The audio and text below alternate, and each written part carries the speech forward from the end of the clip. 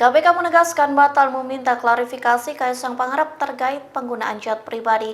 Nantinya kasus tersebut akan dilimpahkan ke Direktorat Penerimaan Layanan Pengaduan Masyarakat atau PLPM KPK. Selesai Kaisang muncul di publik, PSI baru mengunggah aktivitas sang Ketua Umum.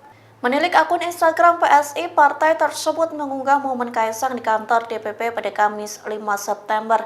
Dinarasikan Kaisang bertemu sejumlah pihak di kantor DPP PSI. Salah satunya calon wali kota Tangerang yakni Provaldo Maldini. PSI mengklaim persiapan terus dilakukan untuk menjemput kemenangan Pilkada 2024. Oleh sebab itu Kaisang kerap melakukan rapat bersama PSI lantaran masa kampanye sudah di depan mata.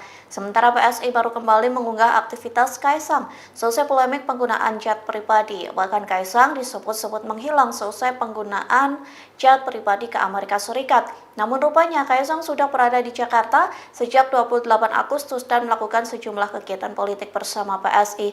Di satu sisi, jubir KPK Tessa Mahardika mengatakan kasus jet pribadi Kaisang tak lagi ditangani Direktorat Gratifikasi. Kasus tersebut diambil alih oleh PLPM sehingga KPK bukan lagi mengklarifikasi Kaisang melainkan menelaah laporan terkait adanya dugaan gratifikasi di balik jet pribadi yang digunakan putra bungsu Presiden Joko Widodo. Download Tribun X sekarang, menghadirkan lokal menjadi Indonesia.